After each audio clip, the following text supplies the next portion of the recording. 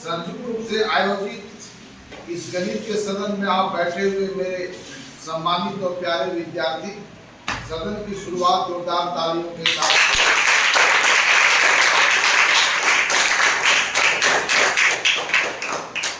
आज के इस संयुक्त सदन में जिन विषयों के ऊपर हम मिलकर के परिचर्चा करेंगे उसका घोषणा करेंगे लौकुश कुमार।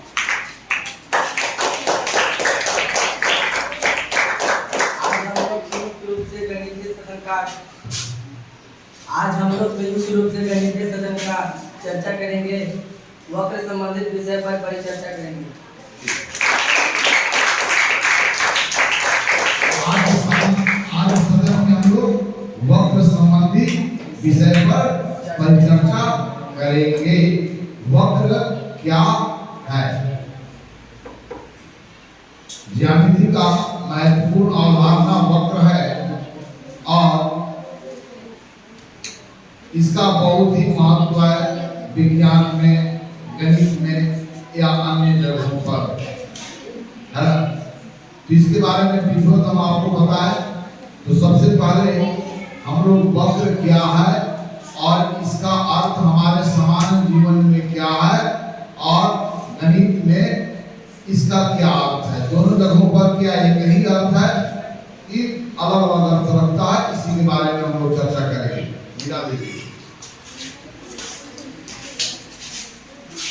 हम जिस दुनिया में रहते हैं,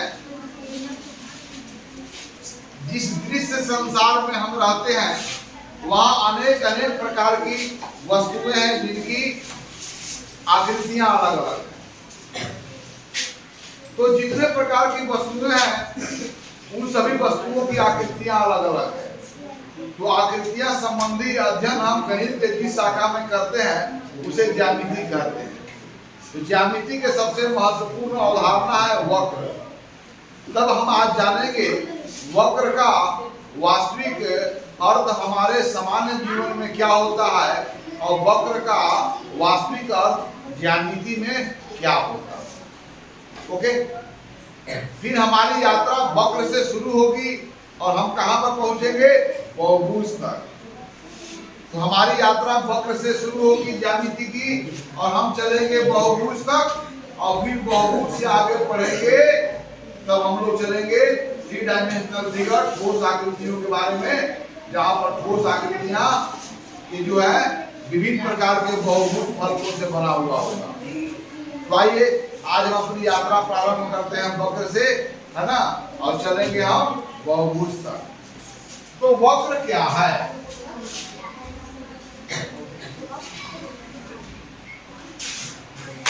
वैसे वक्र का हमारे वास्तविक जीवन में अर्थ क्या दिया जाता है? टेढ़ा मेढ़ा। क्या अर्थ होता है बोलो? टेढ़ा मेढ़ा चीजों को हम क्या बोलते हैं? वक्र, है ना? और इस आधार पर हम अगर जितने भी फिगर से उसका क्लासिफिकेशन करते हैं, यानी कि सभी आकृतियों को अगर हम वर्गीकृत करते हैं इस समान आधार के अर्थ पर, तो हमारे पास तीन आकृतियां होती है। कौन कौन आकृतियां होती है? कर्व फिगर,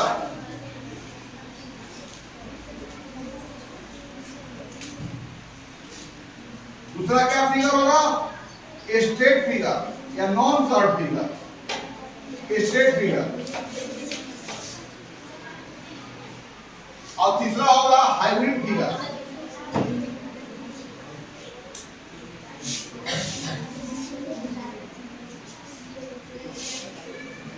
कर्व फिगर में यह जो सर्कल हुआ एक ऐसा फिगर है, कर्व फिगर हुआ, ये एलिप्स हुआ एक ऐसा फिगर है, कर्व फिगर। स्ट्रेट फिगर से मतलब कि वह फिगर जो लाइन सेगमेंट से बना हो, है ना, जो लाइन सेगमेंट से बना हो तो उसे बोलेंगे स्ट्रेट फिगर। और हाइब्रिड फिगर होगा ये दोनों का कॉम्बिनेशन होगा। जैसे आपका यह जो सेमी सर्कल है यह कैसा फिगर है? Hybrid figure. यहाँ पर आकृतियों का वर्गीकरण करने का आधार भी हमारा वक्र का जो सामान्य अर्थ है उसके आधार पर। लेकिन वास्तव में ज्योमेट्री में कर्व का मतलब क्या है? किसे हम कर्व कहेंगे ज्योमेट्री में? तो कर्व उसे कहेंगे जो कंटिन्यूअस हो, स्मूथ हो, अर्थात वैसे फिगर्स को जिसको गणितीय समीकरणों में व्यक्त किया जा सकता है। यह बात ऊंची नहीं। लेकिन कर्व किसे कहेंगे? तो टेढ़ा मेढ़ा को हम सामान्य जीवन में कर्व कहते हैं, लेकिन कर्व का वास्तविक अर्थ यह नहीं है जो हमारे रियल लाइफ में हम ड्रॉ करते हैं। कर्व क्या है? तो ज्यामिति में कर्व क्या है? तो वह आकृति जिसका निर्माण करने में हमें हाथ को उठाना नहीं पड़ेगा। अब दो प्रकार की हम आकृतियों का निर्माण कर रहे हैं। जैसे हम जब इन आकृतियों का निर्माण किया, जब हमने इस आकृतियों का निर्माण किया, हमने जब इन आकृतियों का निर्माण किया, जब हमने इन आकृतियों का निर्माण किया, जब हमने इन आकृतियों का निर्माण किया, तो क्या हमें हाथ को उठाना पड़ा? लेकिन देखिए, हम जब यह आकृति का भाग है और जब इस आकृति का हमने निर्माण किया, तो यह भी तो फिगर है और यह भी फिगर है। तो क्या इस फिगर को कर्व कहा जा सकता है? नहीं। अर्थात तो वह आकृति जिसकी निर्माण करने में हमें हाथ को उठाना नहीं पड़े, वैसे आकृतियों को क्या कहते हैं? कर्व। लेकिन वह फिगर जिसे बनाने में हमें हाथ को बार बार उठाने की आवश्यकता पड़ती है, तो ऐसी आकृति को हम लोग क्या बोलेंगे? Non curve. अर्थात कर्व का जो अर्थ हमारे वास्तविक जीवन में है, वही अर्थ ज्यामिति में नहीं है। ज्यामिति में उन सभी आकृतियों को हम कर्व कहेंगे जिसकी रचना करने के समय हमें हाथ को उठाने की जरूरत नहीं पड़ती है। क्लियर हो गया जी?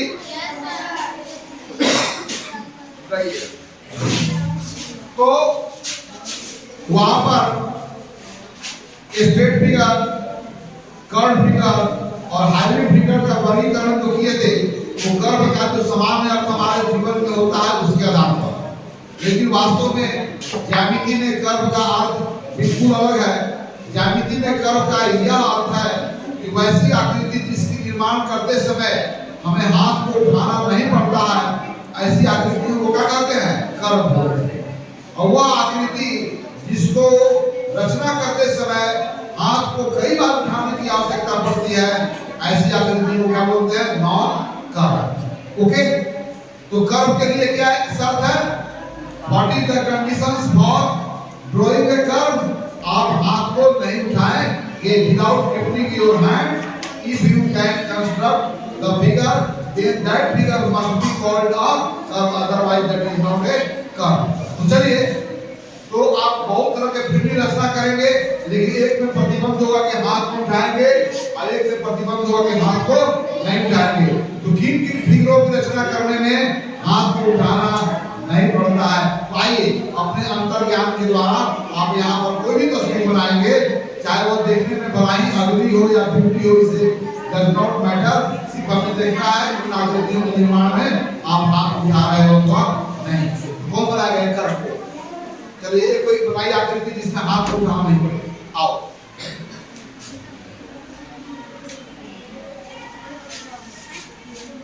इधर आप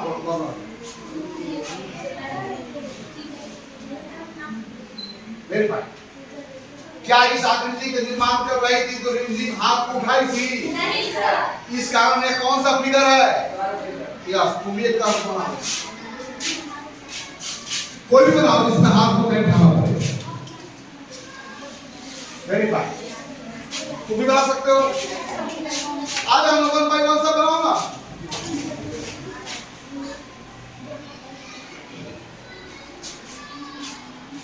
क्या आप बना सकता है? आ जाओ। यहाँ पर आपको you have to construct those figure where you did not to lift your hand, without lifting your hand. Yes, this is also a curve। और कोई बना सकता है? तुम बना सकते हो, बना लो। तो क्यों देर लगाते हो यार? वेरीफाई। और कोई बताओ, कोई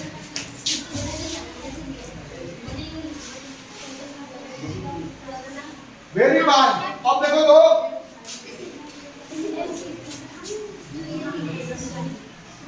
क्या यहाँ से यहाँ तक जो फिगर है उसे कर्व मानेंगे कि नहीं मानेंगे? मेरा नाम है जब लिख रहे हैं तो क्या हाथ उठाए थे? तो whole figure is called curve because I have not lifted my hand while constructing or writing this figure. Yes.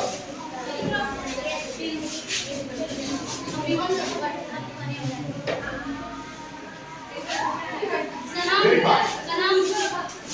शायद इस लेटर को ये सुना, इस लेटर को हम लोग इसीलिए कर्सिव लेटर कहते होंगे। जो कर्सिव इसीलिए कहते हैं क्योंकि ऐसा जब इस तरह से लिखेंगे तो हाथ उठाना। चलिए तो आप समझ गए, आप बहुत सारे आकृतियों का निर्माण कर सकते हैं। अब देखो यह कौन सा आकृति है, किसका आकृति है? जिलेबी का। कर्व है कि नहीं कर्व है? अच्छा एक कर्व है कि नहीं कर्व है? ज्योमेट्री में सीधा चीज को भी हम कर्व कर दे रहे हैं। कर्व का मतलब होता है टेढ़ा मेढ़ा, लेकिन ज्योमेट्री में सीधा को भी हम क्या कर रहे हैं? यानी कि ज्योमेट्री में किसी आकृति को कर्व कहने का शब्द एक ही है कि उसकी निर्माण करते समय हाथ उठाना। ओके, अब एक ऐसा फिगर बनाओ भैया जिसमें हाथ को एक या एक से अधिक बार उठाने की जरूरत पड़ा हो।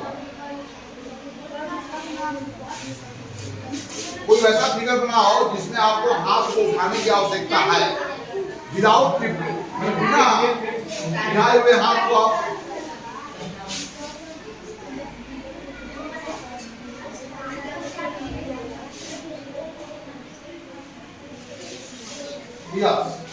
Very fine. क्या आप ऐसे आइए आ जाओ, क्या आप ऐसे फिगर भी बना सकते हैं जिसमें हाथ को उठाने की आवश्यकता है?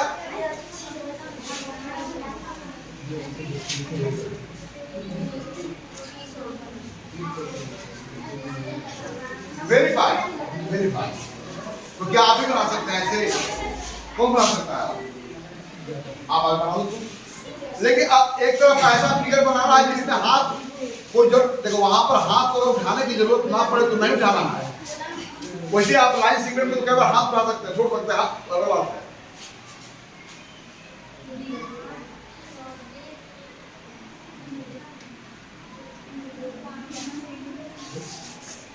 क्या इस फिगर को बनाने में हाथ को उठाना पड़ सकता था कि नहीं कर सकता?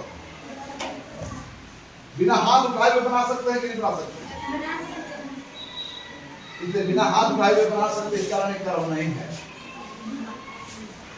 आप बना सकते हैं, आप हाथ को ऐसे चलेंगे, ऐसे लाएंगे, ऐसे लाएंगे, ऐसे लाएंगे, ऐसे लाएंगे, ऐसे लाएंगे, ऐसे लाएंगे, ऐसे लाएंगे, आपको नहीं बोलना पड़ेगा।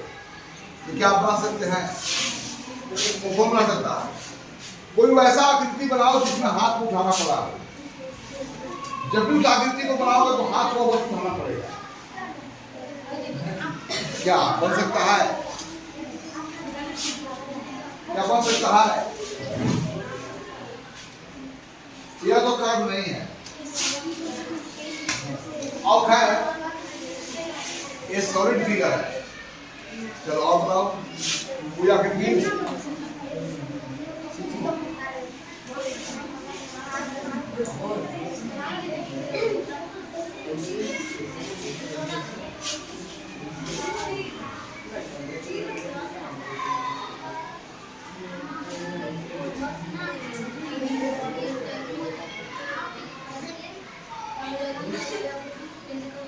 Yes, very nice, very nice. वैसे यहाँ से यहाँ तक बना सकती थी, तो यहाँ बनाने के लिए इसको उठाना पड़ेगा, यहाँ से हम बना सकते थे ना। लेकिन पूरा फिगर को बनाने में आपने हाथ को कई बार उठाया है, इसलिए होल फिगर क्या कहलाएगा यार?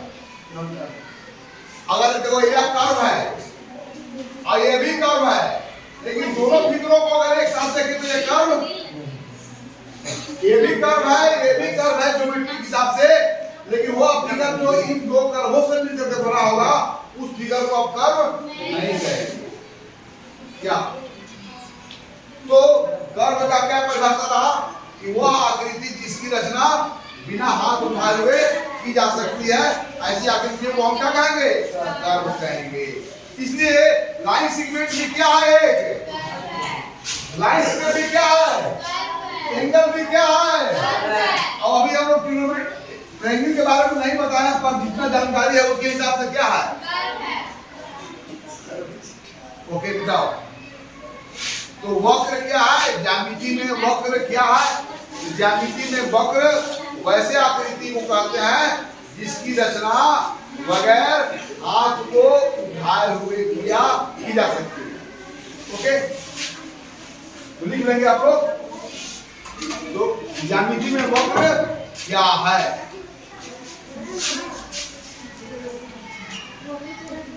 वक्र का ज्यामिति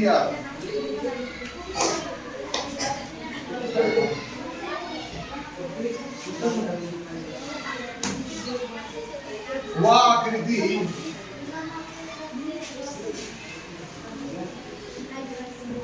जिसकी रचना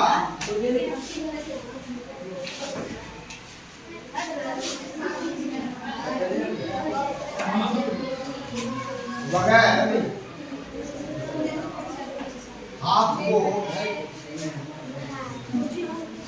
उठाए की जा सके, वक्र कहलाता है।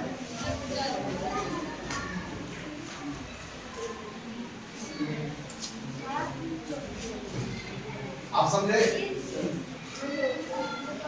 तो वक्र का यह ज्यामितीय हुआ, यानी कि ऐसी फिगर जिसकी रचना करने में आपको हाथ उठाने की जरूरत नहीं हो, तो ऐसी आकृतियों का कहेंगे वक्र कहेंगे। तो यहाँ पर सीधा भी चीज ज्यामिति में वक्र हो सकता है ना, लेकिन इसका और आपका हुआ और इसका स्टैंडर्ड डिफिनेशन है वह आकृति जिसको गणितीय समीकरणों के द्वारा व्यक्त किया जाए, ऐसी आकृति को हम गणित में क्या कहते हैं? कर्व कहते हैं। थोड़ा स्टैंडर्ड में ज्यादा हो गया, इसके बारे में जानोगे। यह भी लिखिए जो वह आकृति जिसे गणितीय समीकरणों के द्वारा व्यक्त किया जाए उसे क्या कहते हैं? कर्व कहते हैं। ये वो लिख लो, या थोड़ा ये स्टैंडर्ड हो गया, हाईली हो गया। या वह आकृति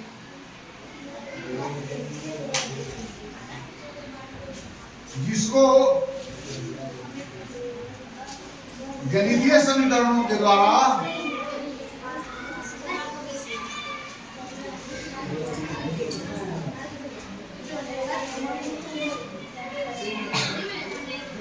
व्यक्त किया जाए,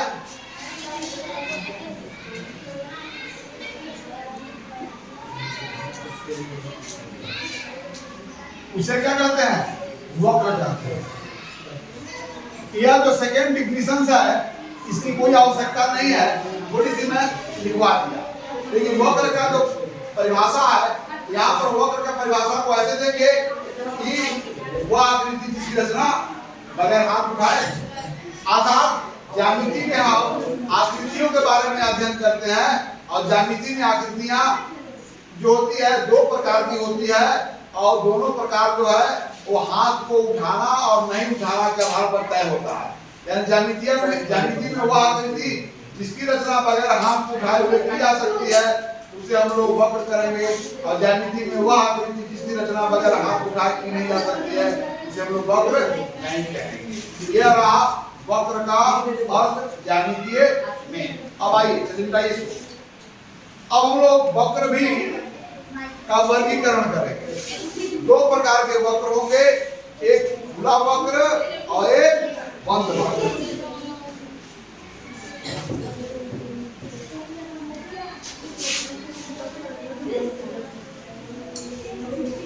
देखो, जब भी कोई प्लेन में आप जब भी आप कोई प्लेन में क्या देखो, अब वक्रों का वर्गीकरण।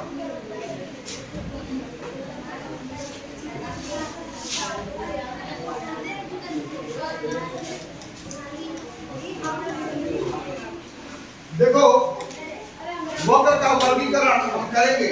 इसको समझने के पहले एक बात को हम समझें। मान लो यहाँ पर हमने कोई वक्र ड्रॉ किया, यहाँ पर हम लोग कोई वक्र को ड्रॉ किए और यहाँ पर हमने वक्र को ड्रॉ किया, तो कोई भी वक्र हो या समतल को तीन भागों में बांटता है। जैसे यह वक्र इस प्लेन को तीन भागों में बांटता है।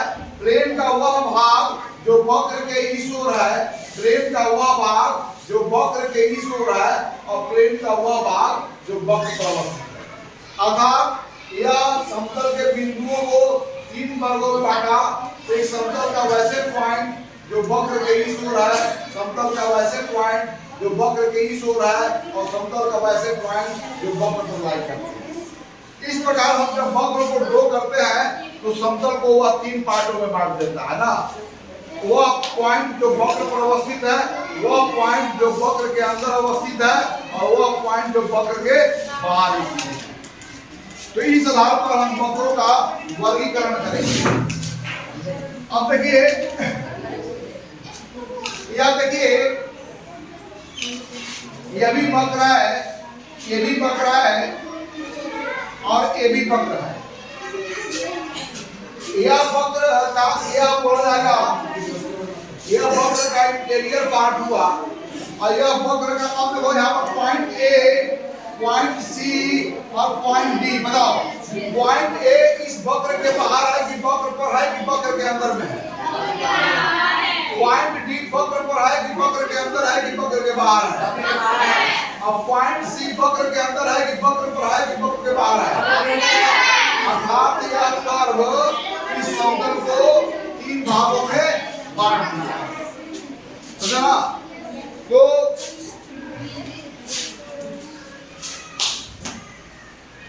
तो यह वक्र समतल को तीन भागों में बांट दिया। समतल का वैसे बिंदु जो वक्र के बाहर है, समतल का वैसे बिंदु जो वक्र के अंदर है, और समतल का वैसे बिंदु जो वक्र पर अवस्थित है। तो वक्रों का वर्गीकरण करने का हमारा आधार यह होगा कि वह वक्र जिसके अंतभाग से बहिर्भाग आने में हमें वक्र को कहीं काटने की आवश्यकता होता है और कहीं काटने की आवश्यकता नहीं होता है। उसके इंटीरियर पॉइंट से एक्सटीरियर पॉइंट तक आने में यदि वक्र को कहीं न कहीं अवश्य काटना पड़े, वैसे वक्र को हम बंद वक्र कहते हैं, अदरवाइज हम खुला वक्र कहते हैं। अर्थात वक्रों का वर्गीकरण अंदर से बाहर आने के बाद वक्र को इंटरसेक्ट करना पड़ता है कि नहीं करना पड़ता है। इसके आधार पर दो प्रकार के वक्र है। कौन कौन वक्र है बोलो? खुला वक्र और कौन है बोलो? बंद वक्र। खुला वक्र को अंग्रेजी में क्या बोलते हैं? Open curve. क्या बोलते हैं बोलो? Open curve. आज इसको क्या बोलते हैं? Close curve. अब चलो मैं उदाहरण दे रहा हूं। क्या इसके अंदर से मान लो कि यहाँ पर चूहा है और इसको अंदर से बाहर आना होगा, तो बिना इसको इंटरसेक्ट किए हुए क्या बाहर आ सकता है कि नहीं आ सकता? लेकिन इसके अंदर से बाहर आने में अगर सी से हम बी तक आना चाहते हैं तो किसी भी तरीके से हम आवे, किसी भी रास्ता से आवे, तो हमें क्या होगा? कहीं ना कहीं इस वक्र को अवश्य काटना होगा। तो ये कैसे वक्र है? ये कैसे वक्र है? तो वह वक्र जिसके अभ्यंतर से बहिर्भाग आने में वक्र को नहीं काटना पड़े, ऐसे वक्र को खुला वक्र बोलेंगे। यदि किसी वक्र के अंतर्भाग से और बहिर्भाग आने में कहीं न अंतर्भाग से बहिर्भाग आने में काटना पड़े, वैसे वक्र को क्या बोलेंगे? चलो मिलाओ जी। अब बंद वक्र भी दो प्रकार के हैं, ध्यान दो, एक बात बहुत महत्वपूर्ण है।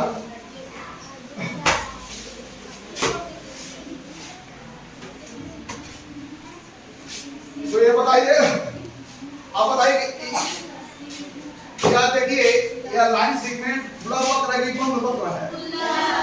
क्या इधर से इधर आ सकते हैं कि नहीं आ सकते?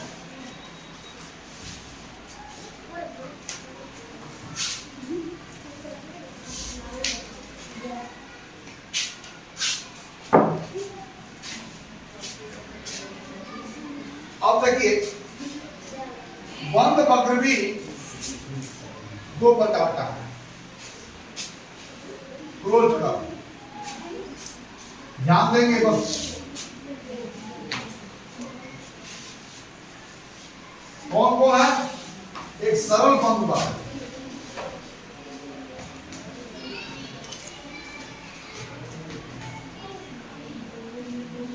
ये क्या है? जो सरल बंद वक्र नहीं है।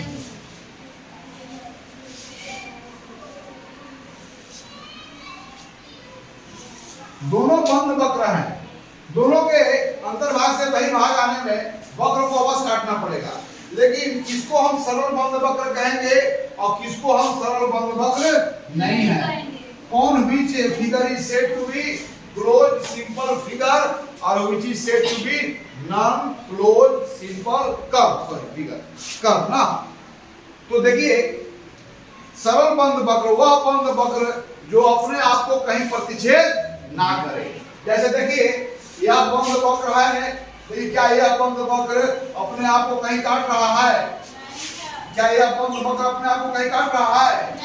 क्या यह बंद वक्र अपने आप को कहीं काट रहा है? यह वक्र अपने आप को कहीं, और कैसा वक्र है? खुला वक्र है कि बंद वक्र है? देखिए यह बंद वक्र है कि नहीं? इसके अंदर से अगर बाहर आएंगे, यहाँ से भी बाहर आएंगे, तो कहीं ना कहीं इसको काटना पड़ेगा। लेकिन यह बंद वक्र अपने को कई जगह काटा, यहाँ पर काटा, यहाँ पर काटा, यहाँ पर काटा, यहाँ पर काटा। तो यह बंद वक्र है, लेकिन सरल बंद वक्र नहीं है, क्योंकि यह वह बंद वक्र जो अपने आप को कहीं नहीं काटे, वैसे बंद वक्र को क्या कहते हैं? सरल। तो बताओ कि इनमें सरल बंद वक्र कौन है? इधर वाला कि इधर वाला? अच्छा एक बंद वक्र है कि नहीं है? लेकिन कैसा बंद वक्र है? सरल बंद वक्र है कि सरल बंद वक्र नहीं है? लेकिन यहाँ पर देखिए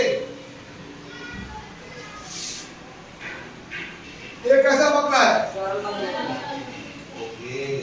तो यहाँ पर भी वक्र को दो वर्ग में बांटा, सरल बंद वक्र और सरल बंद वक्र। सिंपल क्या बोले हम लोग? क्लोज कर्व और नॉन क्लोज कर्व ना। और उसमें भी हम लोग बंद वक्र को भी दो वर्ग में बांटा ना, सरल बंद वक्र और non simple close curve. Simple close curve और नॉन सिंपल क्लोज कर्व। अब आइए सुनाइए। तो सिंपल क्लोज कर्व भी दो प्रकार के होते हैं, ध्यान देंगे। अब सरल बंद वक्र भी दो प्रकार के होंगे, है ना।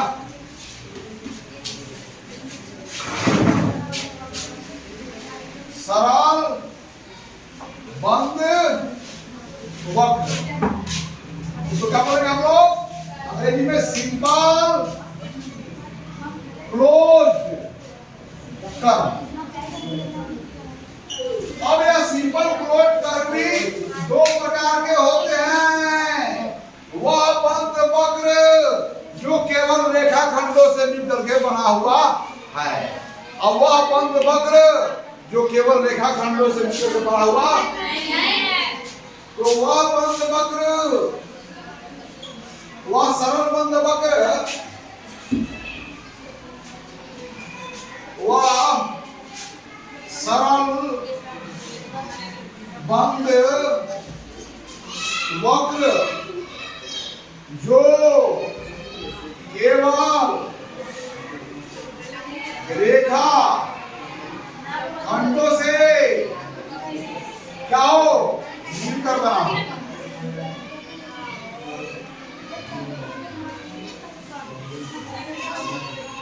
ऐसे सरल बंद वक्र को क्या बोलते हैं लोग?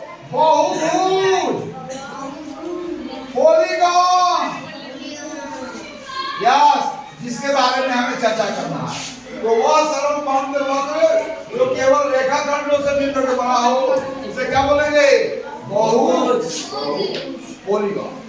और वह सरल बंद वक्र जो केवल रेखाखंडों से मिलकर के नहीं बना हुआ है, उसे हम लोग क्या कहेंगे? पॉलीगॉन नहीं कहेंगे, नॉन पॉलीगॉन। अब इसे क्या बोलेंगे? जो केवल रेखाखंडों से मिलकर नहीं बना है, जो केवल रेखाखंडों से मिलकर नहीं बना है।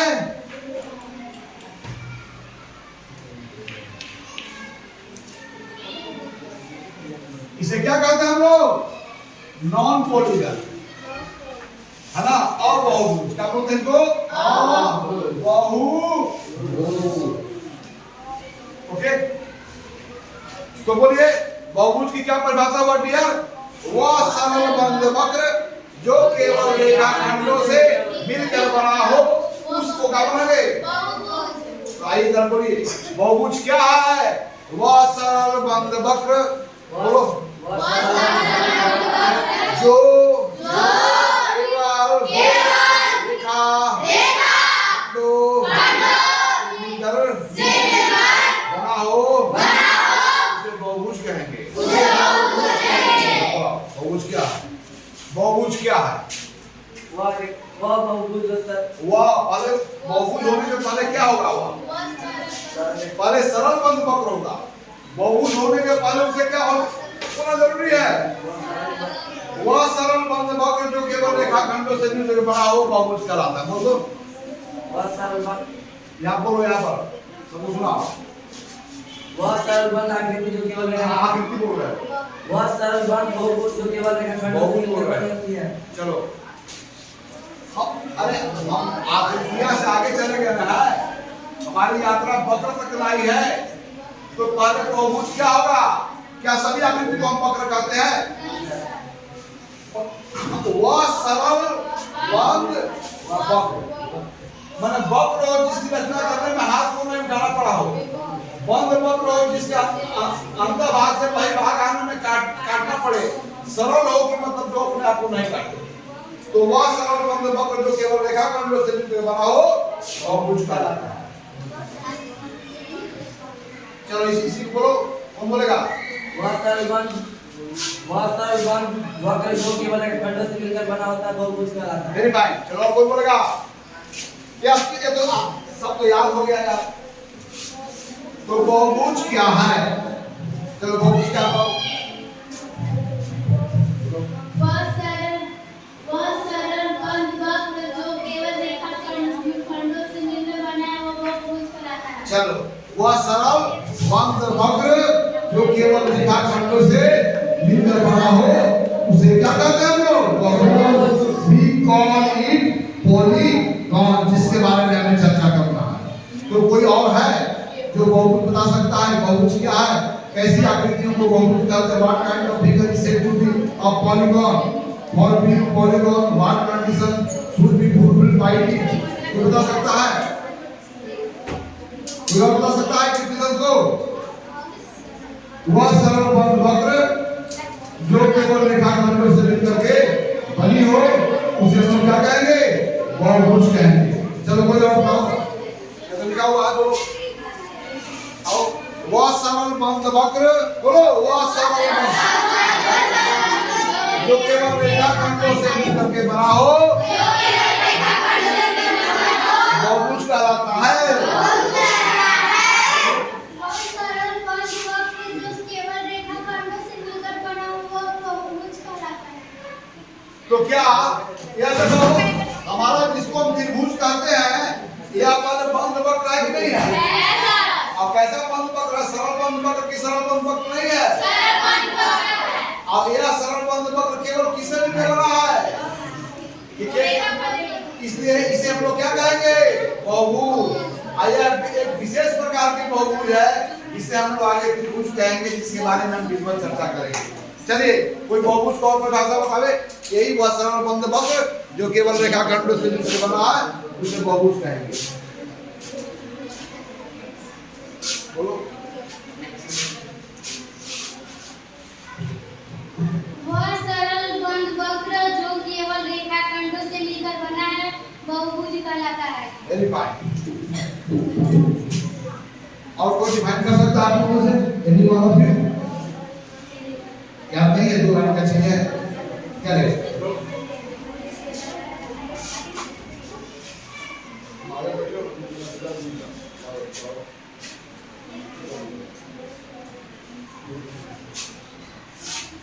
चलो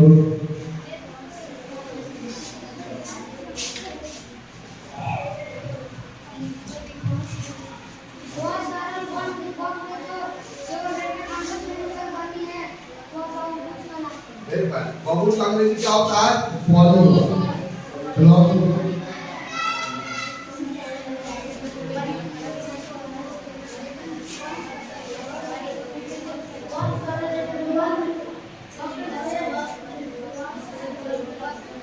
चलो अब याद करना। तो आज हम लोग हमारी यात्रा वक्र से शुरू हुई है और अभी हम कहाँ पहुंचे हैं? बहुभुज तक।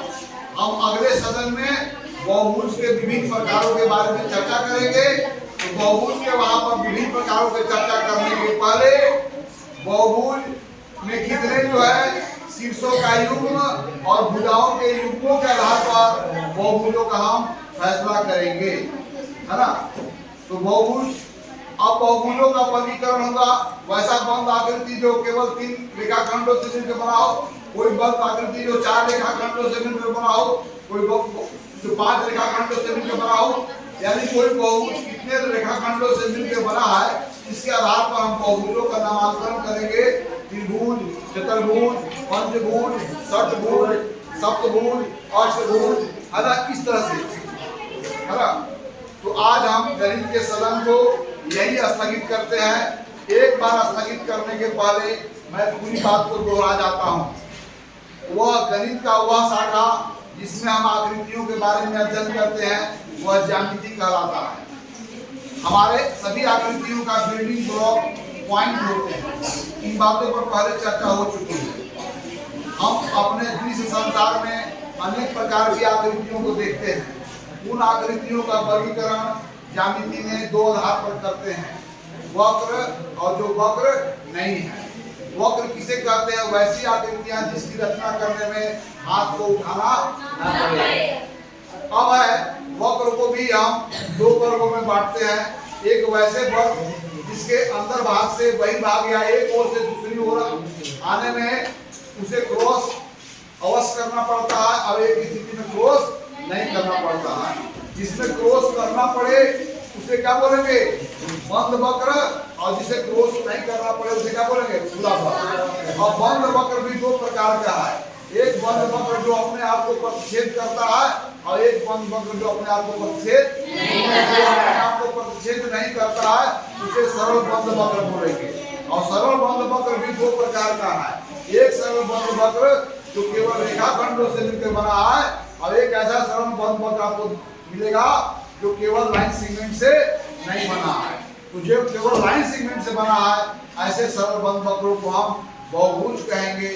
अब हमारी अगले सदन में बहुभुज के विभिन्न प्रकारों के बारे में आपके साथ इतना ही उत्साह और उमंग के साथ हम चर्चा करेंगे। आज आपको यहीं पर छोड़ते हैं।